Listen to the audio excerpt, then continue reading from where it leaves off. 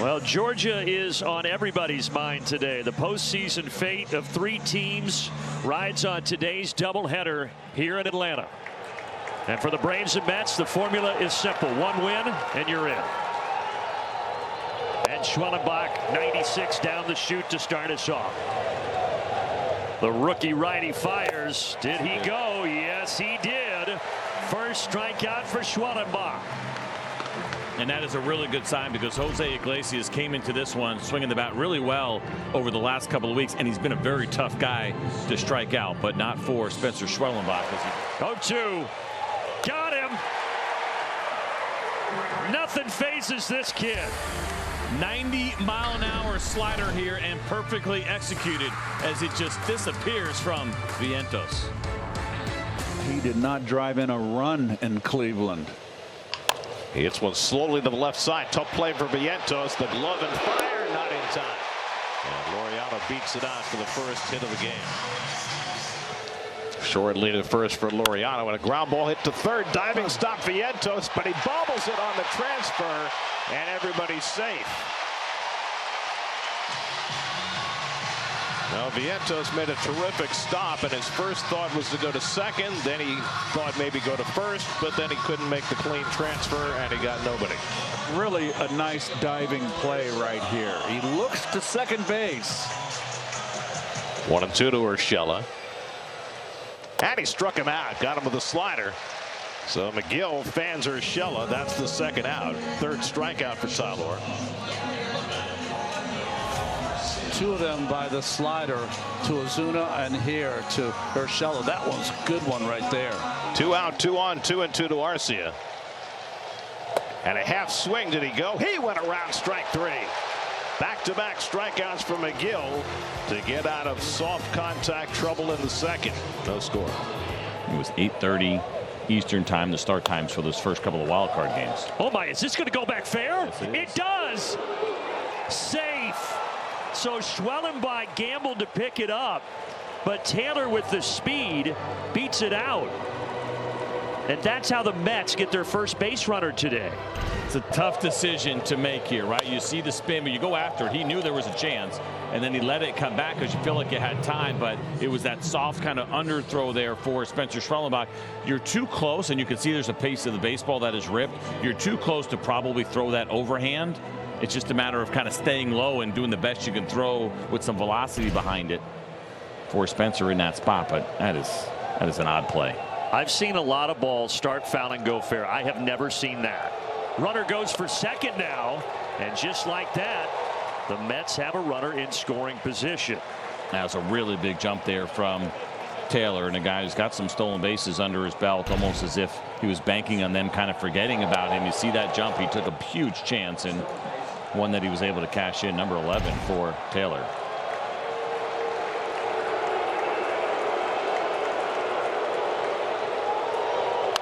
And a bouncer to short will get Taylor to third. So Alvarez is the first out, but the first run of the ball game 90 feet away. Grounder, that won't get him home. Urshela throws across, 2 away.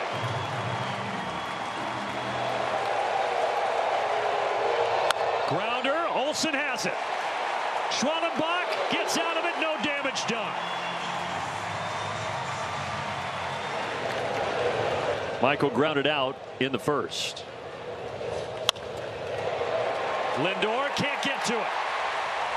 A single to start the third for Harris and the Braves.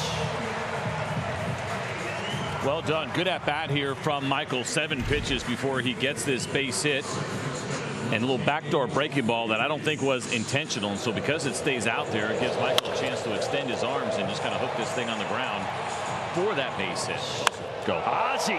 Deep to left. Nimmo back. And it's gone. 2-0 Atlanta.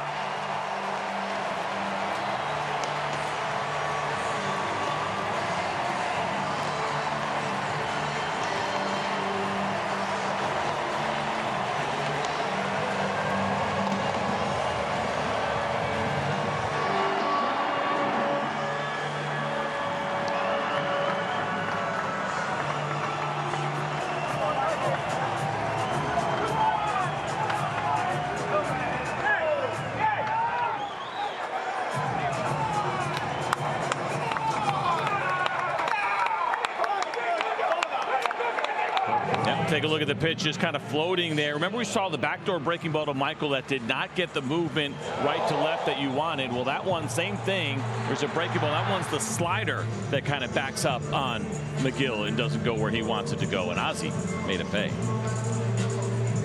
Got out of here by a couple of feet. But Travis d'Arnaud, the other guy on that list, down swinging. But the Braves strike first. Ozzie Albies, CJ. Fun to see here, right on right, a non-issue for Ozzie and a big one to get the Braves on the board in the biggest game of the year. Certainly a strikeout here would be big. He got him. Curveball in the dirt. That's the value of having three different essentially kind of breaking balls from a right on right situation. Mentioned sliders, cutters, and now here's the curveball that goes straight down, and Taylor goes fishing here on a Monday afternoon. He didn't catch anything. The bass aren't biting. Now Alvarez.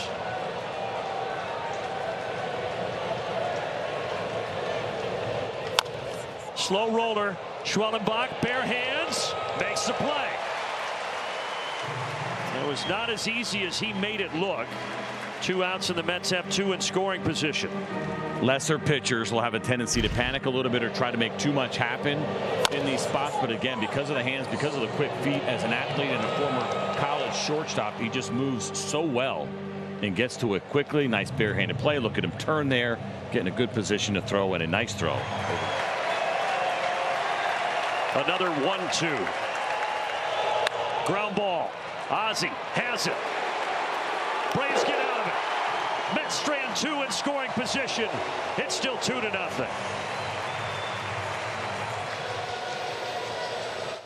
And Ozuna hits a double play ball. Lindor with the flip. Iglesias with the turn for the easy 6-4-3 double play.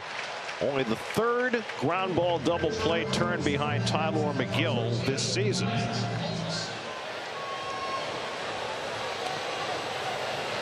And the curveball dribbled down in front of the plate. McGill picks it up and throws wide, and Alonso stayed on the bag. Lance Barksdale with the call. We'll see if the Braves challenge. But if Pete indeed did stay on the bag, that's a remarkable play. He did. McGill knew he had goosed that ball, but Alonso saves him. Top of the order, Lindor. First pitch grounder. Ozzie, full extension. Great play.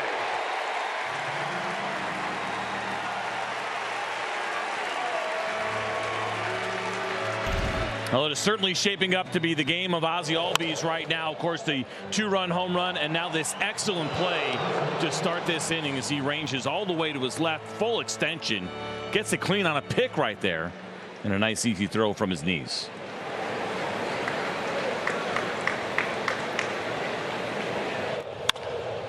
Three ground balls here in the top of the 6th.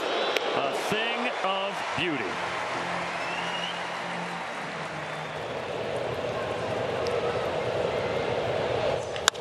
Well, Laureano hits this pretty well out to center field. It's still going. And it's gone. Laureano, a solo jack. 3-0 Atlanta.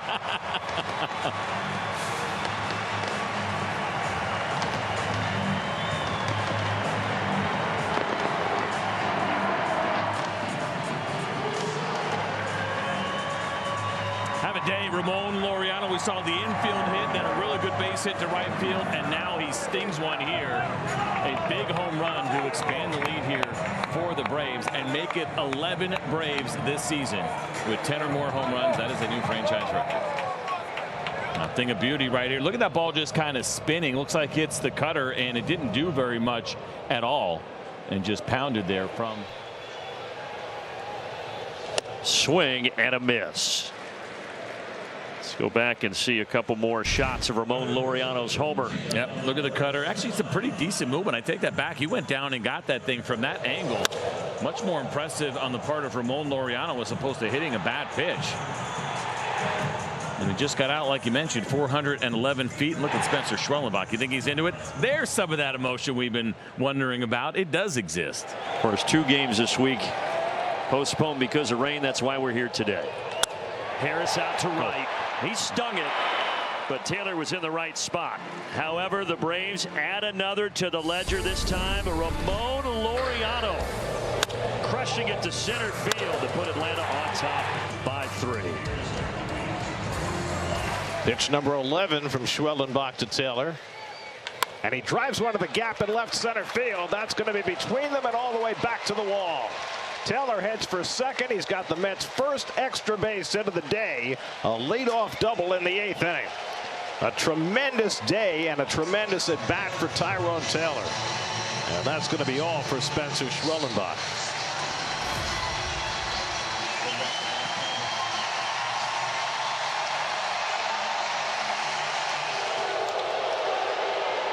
That's pulled down to third, and past Urshela down the line. It's a fair ball. Taylor will score. Alvarez trades places with him. He's at second with an RBI double, and the Mets have life in the 8th. It's 3-1 Atlanta.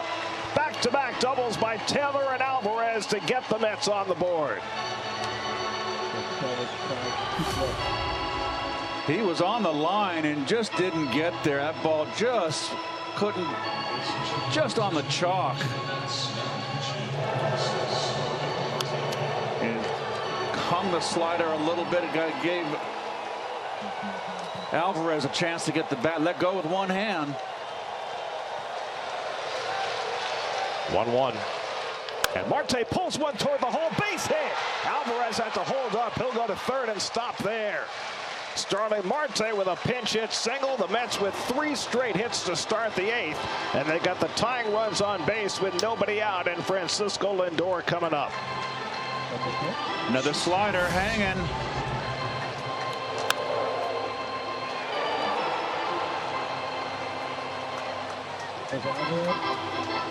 Alvarez has to freeze, make sure the ball gets through.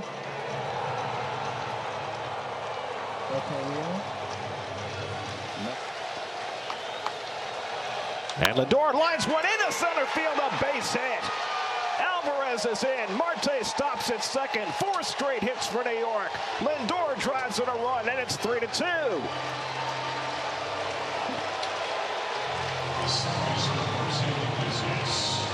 '89th run batted in for Lindor, and the Mets are stringing together hits. And Brian Snitker is on his way to the mound to make a change.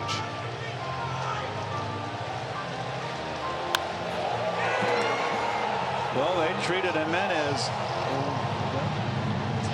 roughly, 4-seam fastball running away. So the Braves will call upon Raisel Iglesias to try to get a 6-out save. He'll come in with the go-ahead run at second base and nobody out. 3-2 Atlanta in the 8th. Poke the other way. That's a base hit for Iglesias. Marte around third, heading home. The throw by White is cut off, and the Mets have tied the game. All the way to third goes Lindor. It's 3-3 in the 8th. Jose Iglesias comes through again. OMG. Oh boy, fastball away. And Ronnie, you called it. Good 2-strike hitter. Fastball, that's a good pitch, and that is good hitting. Oh boy. Remember in Arizona when Jose Iglesias got that huge hit? This is even bigger. That was the day that the Mets clinched the season series from the Diamondbacks, and Vientos pops one up, shallow center field. Harris is there, tagging is Lindor. Harris makes the catch. Here comes Lindor. The throw to the plate is cut off, and the Mets have the lead. Mark Vientos with a sacrifice fly to bring in Francisco Lindor with the 4th run of the inning, and the Mets have exploded for 4 runs to take a 4-3 lead. What an at-bat by the youngster, just deep enough with that great arm of Harris. And Nimmo clocks one to deep right field. White goes back, takes a look, and it's out of here! Brandon Nimmo puts a hammer down with a 2-run homer.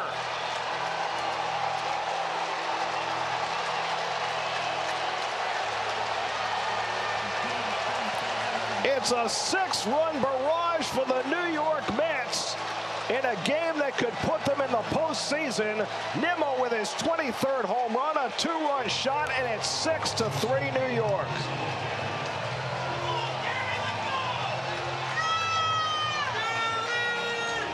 So the Mets get to the strength of the Braves bullpen. It all goes back to what we were talking about. How do you manage this game? And for the Mets, they managed it to stay close. And then Snicker went for the kill, and it didn't work out. And now he has to pull Iglesias, so we'll have him for the second game, which now might turn into a must-win game for the Braves if the Mets can hold this lead. Mets shut out for 7, Erupt for 6 in the 8th. Fastball right down the pipe. Big clutch home run. That is inspiring, folks. This team has gotten off the mat all year. 0-5 to start the season. 11 games under 500 in May. And here they are on the brink of making the postseason with a 6-run 8th inning. And Taylor flies this one to shallow right center. Angling in is Harris. Gives way to White, and White makes the catch. Inning over, but the most important inning of the year for the Mets as they put up a 6th spot. They lead 6-3.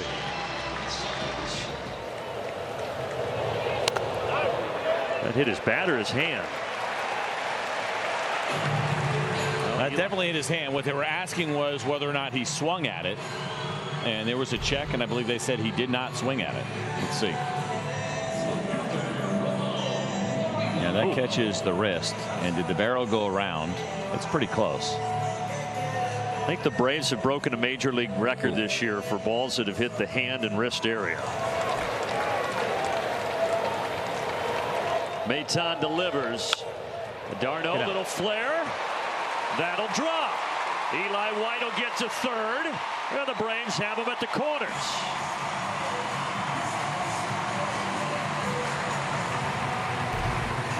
Now exactly what you want to see, and that is getting that tying run to the plate here. It's a good job by Travis to hang in there. This is a good breaking ball. The curveball away, expands the zone, and gets just enough of it. Good read and good base running by Eli White, who gets the third easily without a throw.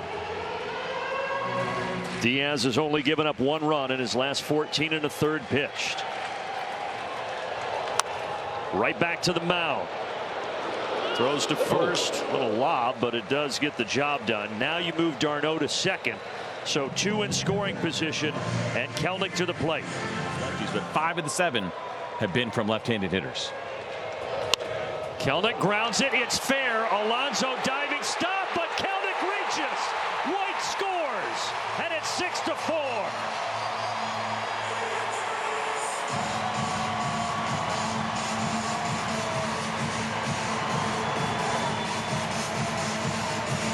Now that'll work. Great hustle by Jared Kelnick to make sure that he is there. A misplay by Edwin Diaz, who was just standing on the mound watching this play happen. Not sure he would have beat Kelnick anyway, but either way, you give yourself no chance by not getting over there. That's a nice play by Pete Alonso. Give him credit. He saved an extra run there, but a big mistake by Edwin Diaz.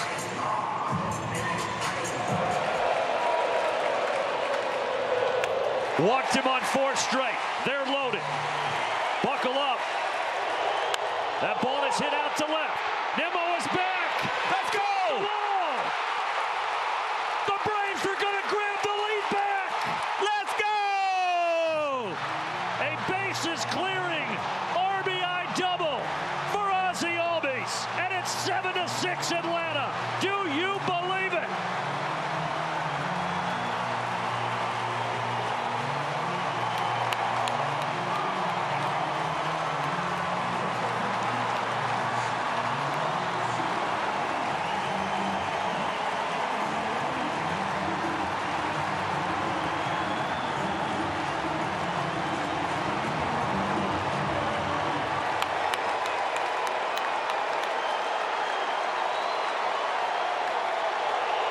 This place is as electric as it could possibly be after this swing.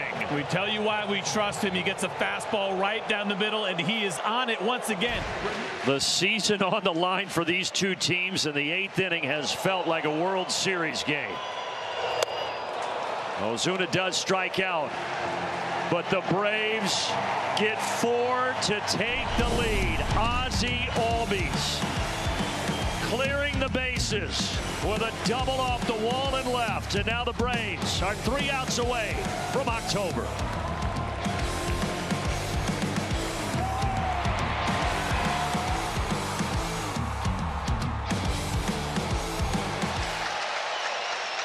And he lines one toward the middle, and that goes into center field for a base hit.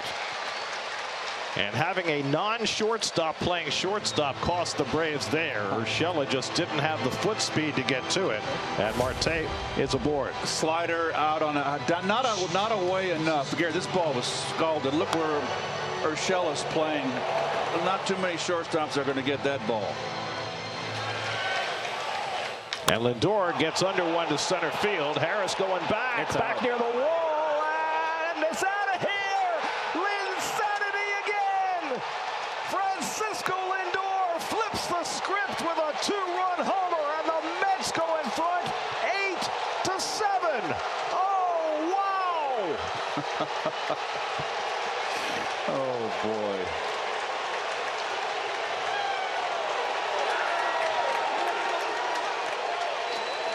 The Mets MVP brings them back off the mat in the 9th.